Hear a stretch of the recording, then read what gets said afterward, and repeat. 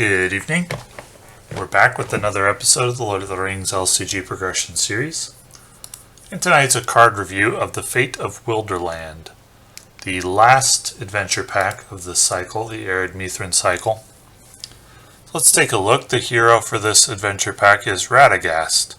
We haven't seen Radagast since a journey to Rosgobel, when he was a player card that was not very good and didn't see any play, at least not by me, after the adventure pack was over. Let's take a look at this version.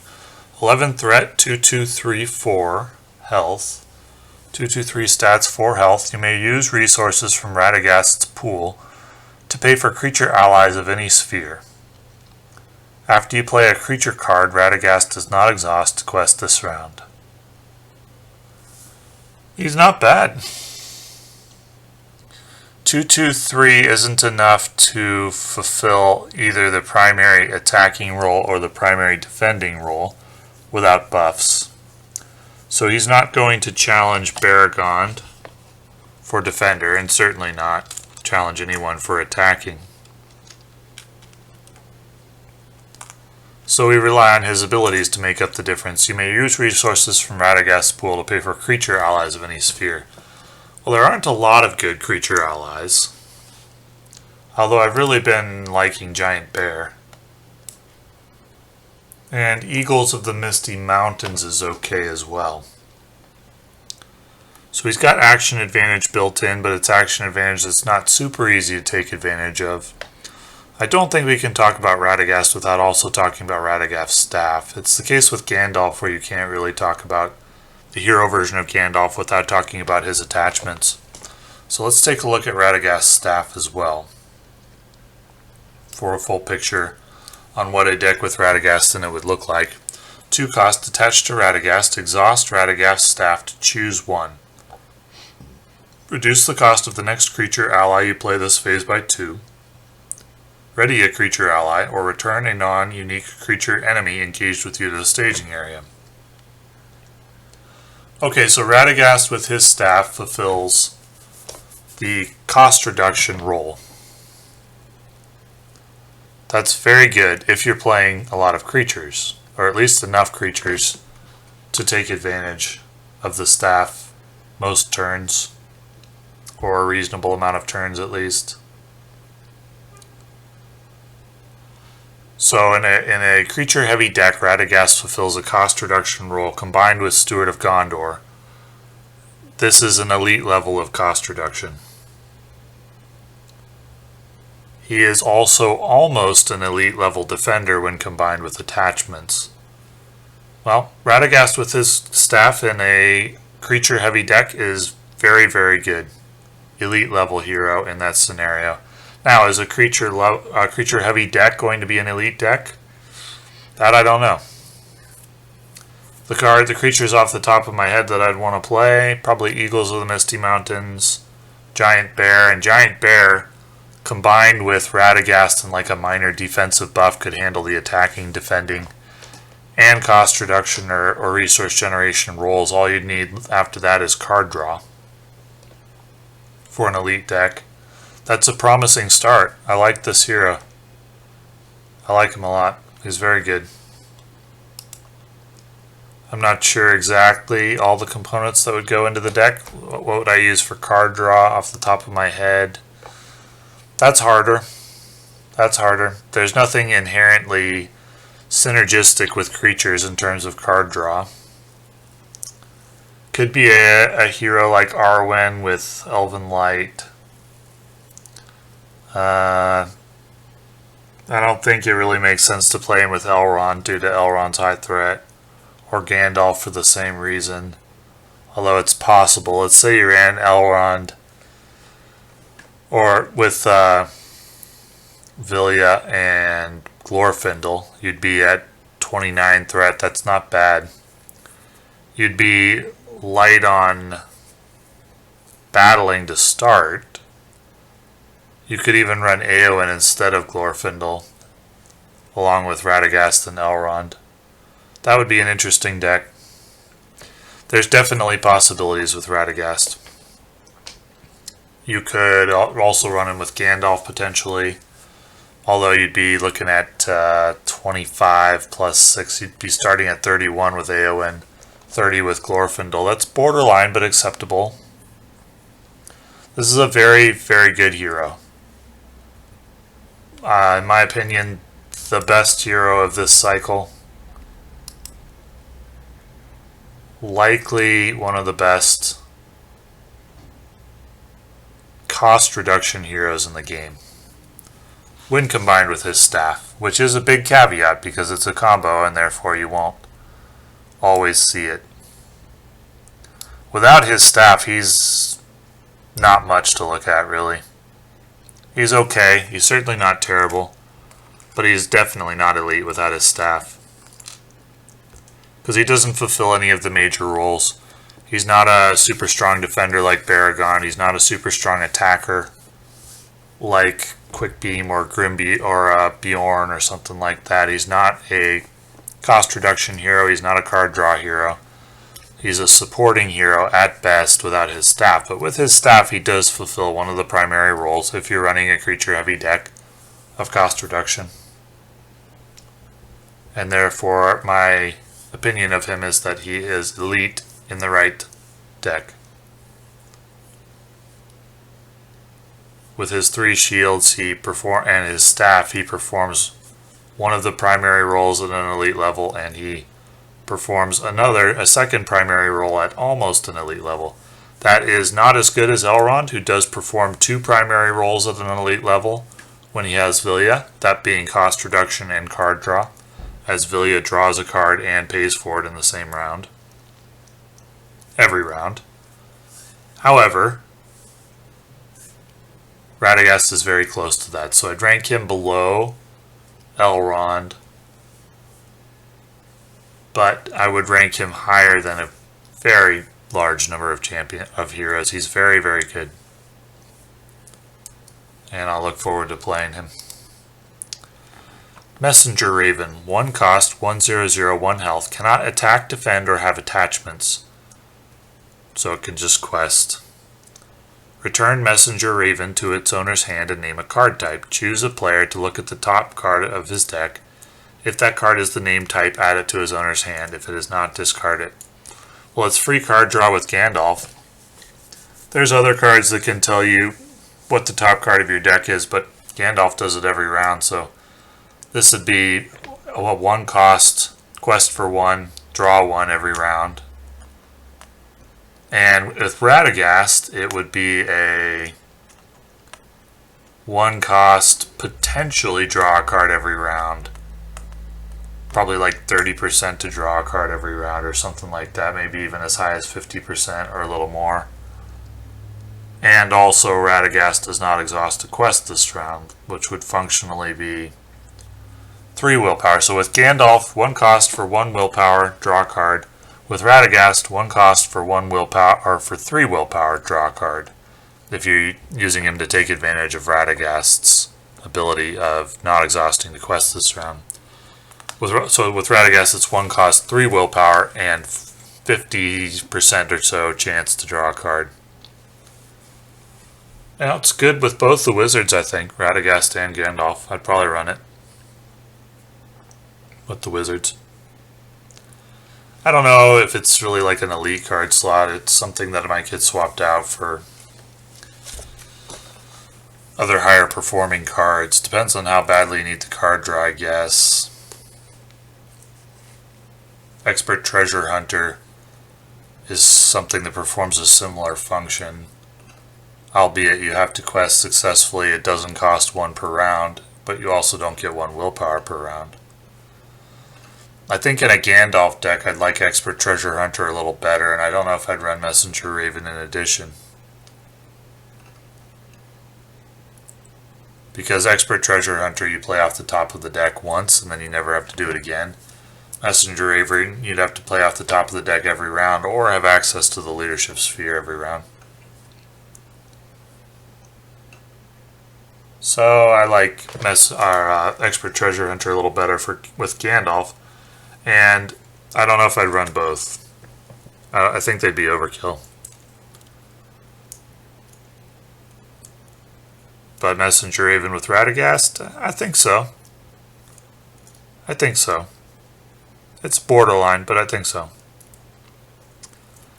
The King's Return. Search your deck, 1 cost, search your deck for a guarded attachment, put it into play. Well, I've been expecting a card like that.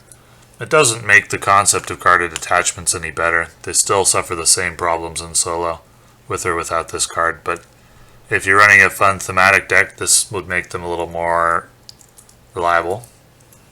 If there's one in particular that you've built your thematic deck around. So that is the situation in which I would play this. Loyal Hound, 2 cost, 1/2/0, 2 health. Discard Loyal Hound to cancel up to 2 damage just dealt to a hero you control. Cannot have attachments. 2 cost for 2 attack is good if you need it. I'd put it in a deck with Radagast. Discard to cancel up to 2 damage just dealt to a hero. That could be valuable, but generally you play for the 2 cost, 1 willpower, and 2 attack. And as a creature, it would also give Radagast the 2 willpower for the round as he quests. I think it's worth a slot in a Radagast deck. It would play for free with his staff, and that would be great. So I'd run it in that deck. Outside of the Radagast deck, I mean, I guess if I really needed combat, when you're just looking for, you don't build a deck around this, but if you've already got your 4 attacks per round settled some other way and you need additional attack damage, 1-to-1 ratio is good. Like 1 cost for 1 attack, 2 cost for 2 attack is good. So you could take a look at this card. But generally I think its main use is going to be in a Radagast deck with his staff. The Great Hunt, 3 cost. You must use resources from 3 different heroes' pools to pay for this card, so it's a Monosphere lore card. Choose and discard a non-unique enemy in the staging area. So, it's a one-time use card. As the game has gone on, one-time use cards have gotten weaker and weaker relative to the alternatives. Take a card like Gandalf, a card I don't play as much in my decks. In fact, I can't remember the last time I played a deck with Gandalf in it. It's been a while. It's because early in the game, Gandalf as a one-time effect or a one round or one phase effect was very, very strong. But that's because the permanent cards that we had, the allies or the attachments that stay on the board every round, were weaker. As the game's gone on, we've gotten more and more and more powerful allies and more powerful attachments. And as a result, a card like Gandalf, which was very powerful at the start of the game's life, has gotten less powerful by comparison, to the point where I often will use the card slot for something else and not even notice that I don't have Gandalf. So let's compare this. If I don't play Gandalf, and that's 4 damage in the round that he enters, and 4 questing or 4 attack or 4 shields or something like that, would I play the Great Hunt? Well, I don't think it's higher value than Gandalf. Gandalf's 5 and this is 3, but unless I'm just discarding a really, really nasty non-unique enemy in the staging area, I don't think the value of this card is high enough to include it. So it's an answer to a very specific challenge, but not much more than that, I would say. Bywater Sheriff, 2 cost, 1/1/1. Yeah, I mean, with the Great Hunt, there are a few enemies that I can think of where this would be very good. Really nasty non-unique enemies. But outside of that, I think I'd be sad to spend 3 on it to discard something kind of mediocre, relative to the alternative of playing a good 3-cost ally or saving the resources for a higher cost one like Furial or Jubiar or something like that. Bywater Sheriff, 2 cost, 1/1/1, 2 health. Bywater Sheriff gets +1/+1/+1 while you are engaged with an enemy with higher engagement cost than your threat.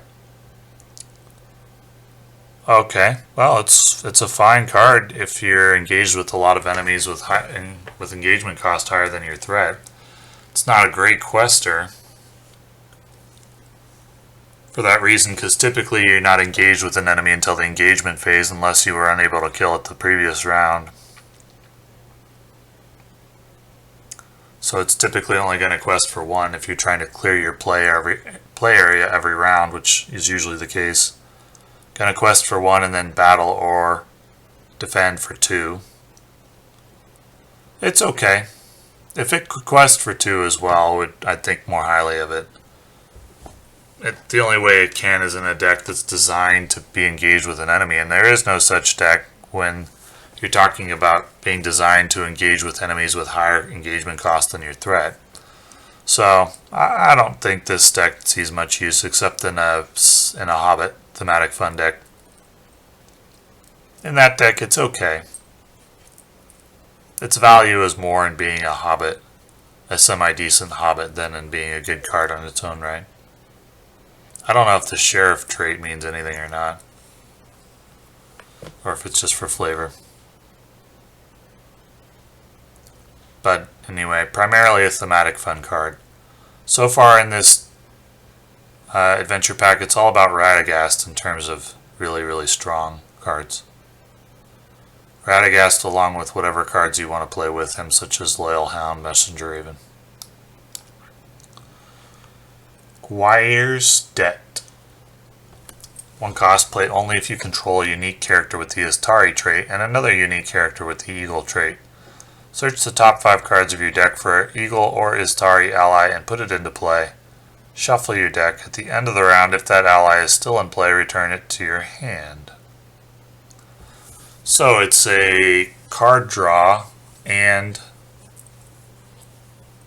you draw 1 card.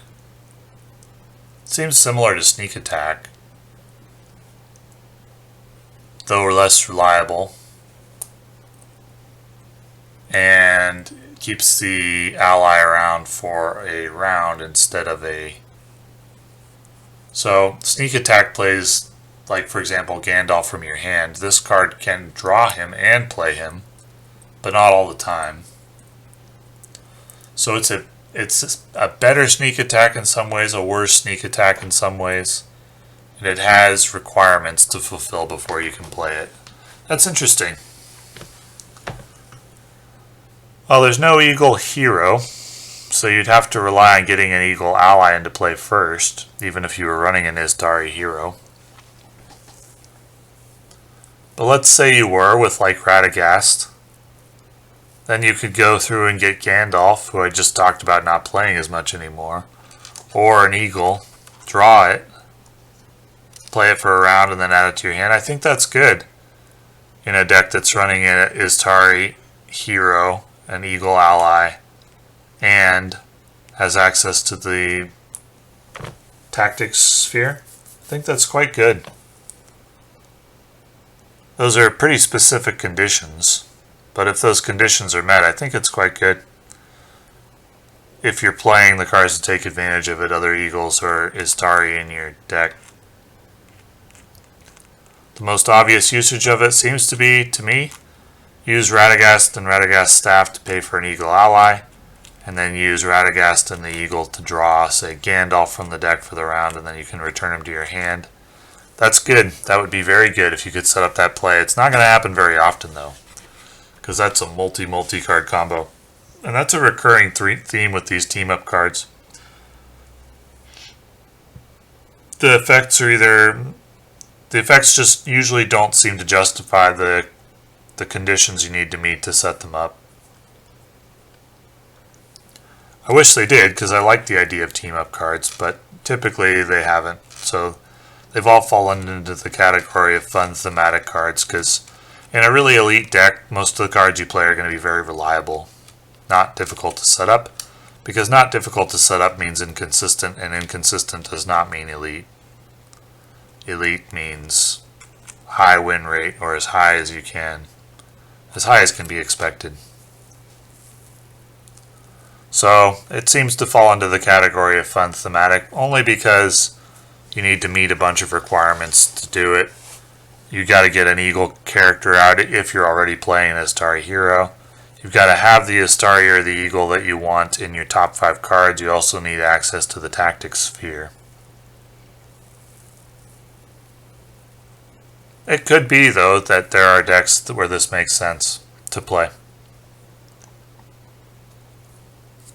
I don't know if it makes sense if you're running Radagast and like just one Eagle and 3 copies of Gandalf, like 3 copies of Eagles of the Misty Mountains and 3 of Gandalf. Would you play this card?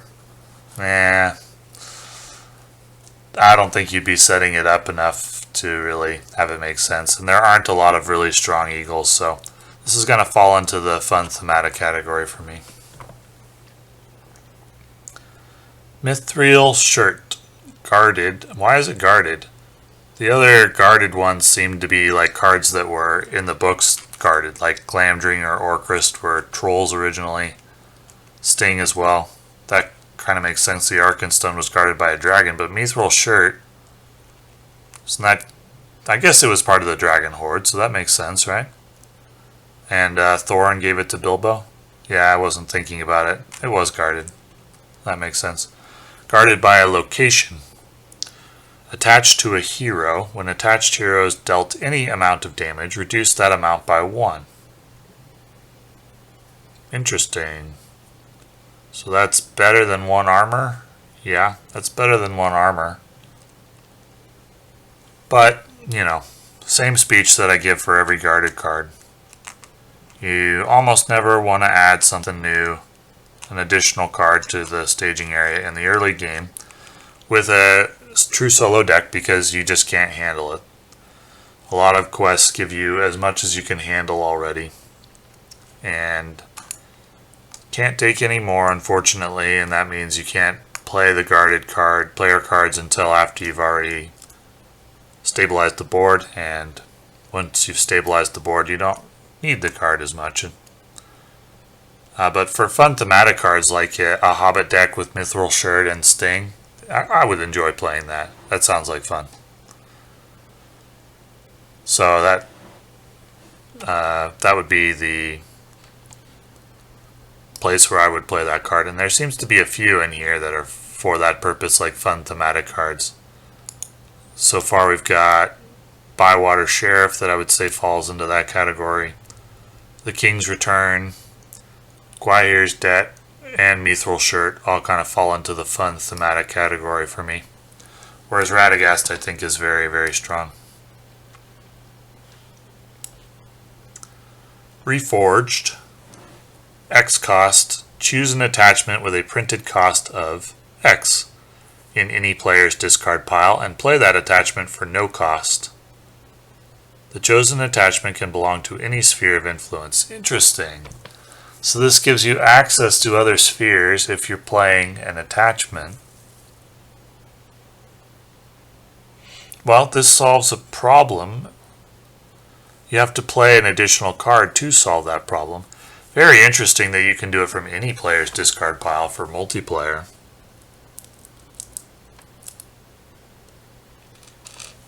I like this card a little bit.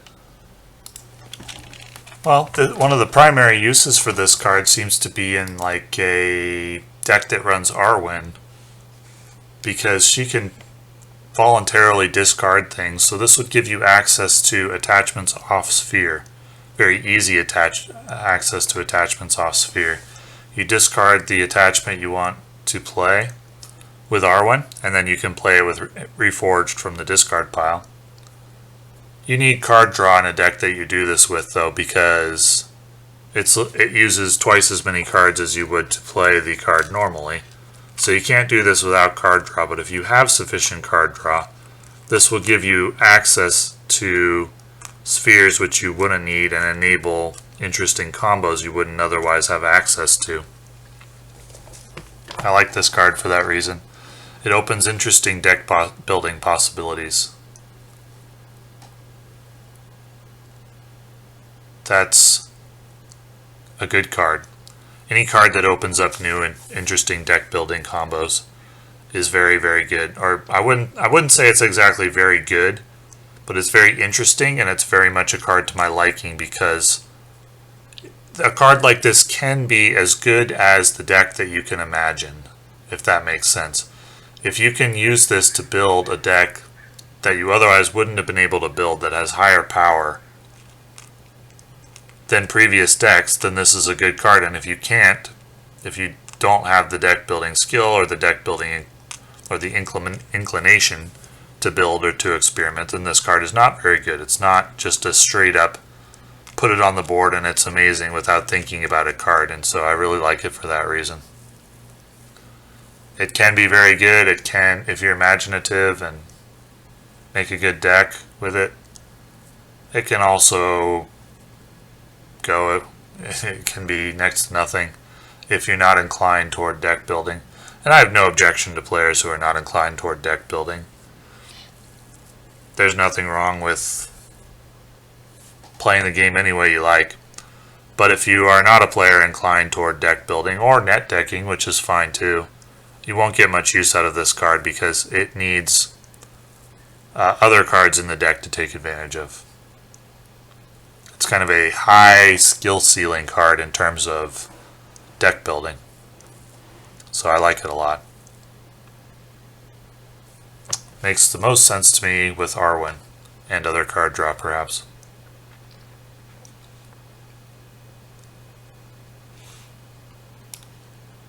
And the last is Radagast's Staff, which we've already talked about. So I like this adventure pack primarily for Radagast.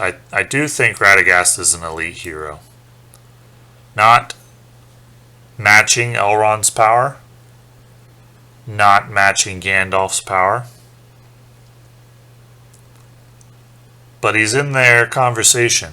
He's very, very strong, and that makes this a very strong adventure pack. Perhaps the strongest of this cycle. Often they seem to save their best hero for the final adventure pack of a cycle. It could be the best of the cycle. We had Grimbeorn the Old. I liked him a lot too. Haldan, I liked him. Thranduil, I liked him. Dain, Bilbo, and Radagast.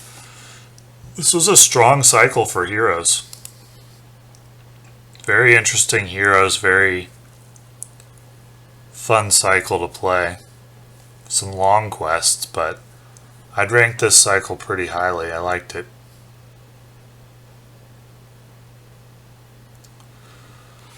So thanks for watching.